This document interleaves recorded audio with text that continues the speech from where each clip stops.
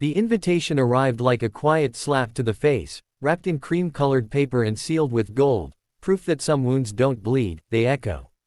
After 8 years of silence, after war scars, single-parent nights, and a life rebuilt from rubble, she invited her ex, her children's father, to her wedding, not out of love, but as a joke she assumed would land softly because she believed he had nothing left to lose. If you believe in kindness, second chances, and quiet strength that grows in the dark, take a moment to like this video, comment your thoughts, share it with someone who needs hope, and subscribe to channel name, because stories like this remind us who we really are. He read the invitation in a modest kitchen where the morning light struggled through cheap blinds. 4 backpacks leaned against the wall like loyal soldiers waiting for orders, and a framed flag rested above a shelf of school trophies. Once, he had worn a uniform that demanded everything. Later, he wore exhaustion-like armor while raising 4 children alone after she left, convinced his trauma would swallow their future. He didn't curse or cry when he read her name beside another man's. He folded the card neatly, placed it under a coffee mug, and went to wake the kids for school. Life didn't stop because a memory knocked. The years after his return from service were a long winter. He came home carrying the weight of leadership learned in chaos, a mind sharpened by pressure, and a heart determined not to fail again. She had loved him before the nightmares, before the silences that followed fireworks and the way he checked doors twice. When she left, she said she wanted something easier. He gave her the kids on weekends, then took them full-time when her weekends stopped coming. He never spoke ill of her. He taught the kids to respect the woman who gave them life, even when she didn't show up. Work came where it could.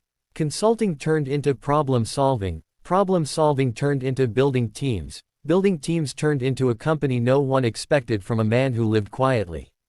He never chased applause. He chased stability. He built something honest, an operation grounded in discipline and empathy, staffed by veterans and civilians who learned to trust one another.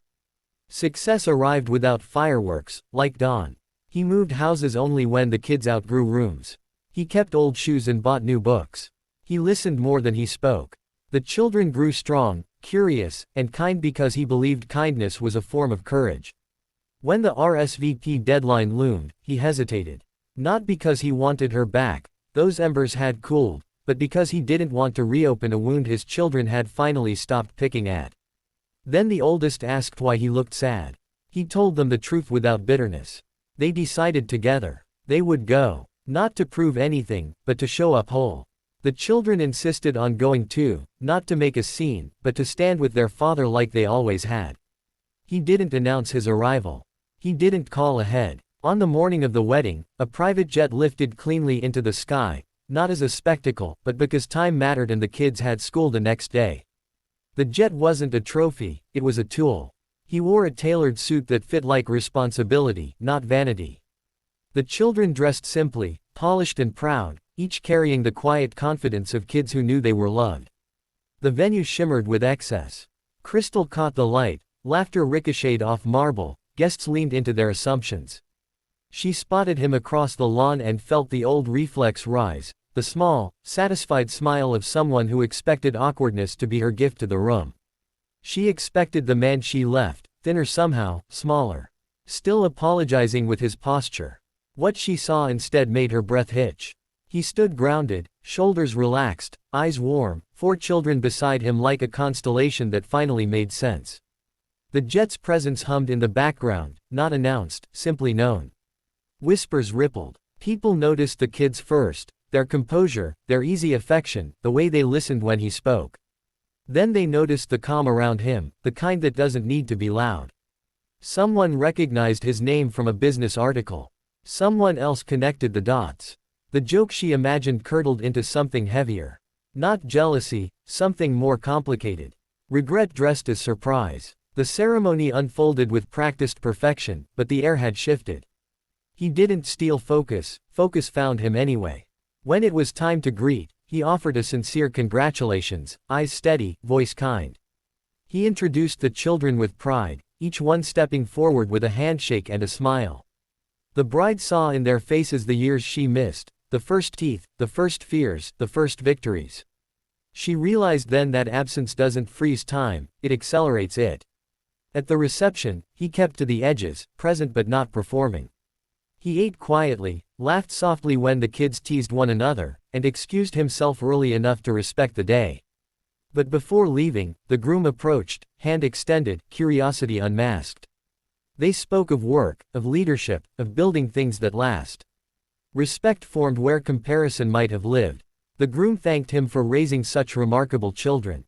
The bride heard it and felt the echo of a life she might have shared if she had chosen patience over comfort. As evening softened, she found herself watching the man she once dismissed teach his youngest to tie a ribbon on a gift for the couple. He knelt, listened, corrected gently, celebrated the small win. The scene cracked something open. She understood then that love wasn't the fireworks she chased, it was the steady light she walked away from. He left without a speech. The jet departed without fanfare. The children slept on the flight home, heads leaned together, safe. Back in their kitchen, he tucked them in, packed lunches, and set alarms. Tomorrow would be normal, and that was the victory. Years later, when people asked him about that day, he would shrug and say it was just another reminder that showing up matters. He never told the kids it had been meant as a joke.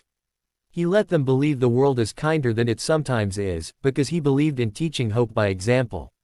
If this story touched your heart, if it reminded you that quiet strength can outshine cruelty, please like, share, and subscribe to channel name so more people can find stories that heal.